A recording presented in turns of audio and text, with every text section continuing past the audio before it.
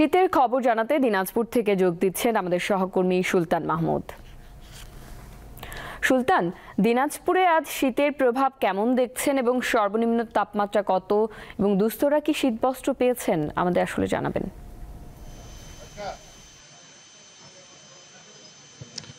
মানে আজকে দিনাজপুরের যে হিমেল বাতাসে ঠান্ডার মাত্রাটা একেবারেই বাড়িয়ে দিয়েছে, যার কারণে আমরা দেখেছি যে রাস্তার পাশে যারা হতদরিদ্র মানুষ অনেকে কিন্তু জটলা ফেদে বসে আছে এবং হাত পা গুলো ঠান্ডায় কনকন করছে। এই ঠান্ডা হিমেল বাতাসের কারণে যারা হতদরিদ্র বা তৃণমূল মানুষরা রয়েছেন তারা কিন্তু ভোগান্তিতে বেশি পড়েছেন, কারণ আমরা দেখেছি যে এই অঞ্চলের বেশিরভাগ মানুষই কিন্তু হতদরিদ্র, ছিন্নমূল এবং বাসমান মানুষও রয়েছে।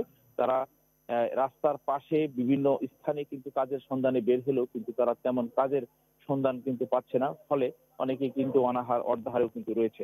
পাশাপাশি শীত বস্ত্রের কথাও যদি আমরা একটু বলি, শীত বস্ত্র এখানে প্রচন্ড ভাবেই কিন্তু প্রয়োজন রয়েছে। আমরা দেখেছি যে দিনাজপুর জেলা প্রশাসকের পক্ষ থেকে ৫৭,০০০ শীত বস্ত্র বিভিন্ন উপজেলাতে বিলি করা হয়েছে, তারপরেও সেটি একেবারে অপ্রতুল্য। এর কারণেই এই অঞ্চলের মানুষের শীতার্ত মানুষের সংখ্যা কিন্তু বেড়েছে।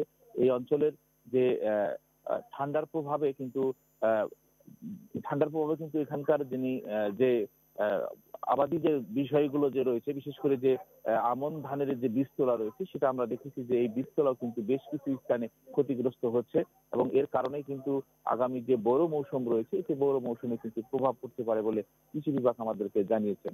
আরেকটি বিষয় আপনাকে জানিয়ে রাখি যে এই শীতের কারণে আমরা দেখেছি যে বয়স্ক এবং শিশু রোগীর সংখ্যা কিন্তু বেড়েছে। হাসপাতালগুলোতেও কিন্তু বয়স্ক এবং শিশু রোগীর যে শীতজনিত রোগীর সংখ্যা অনেকটা বেড়ে যাওয়ার কারণে চিকিৎসা প্রদান করতেও হাসপাতালগুলোতে অনেকটা হিমশিম খেতে হচ্ছে। মনি।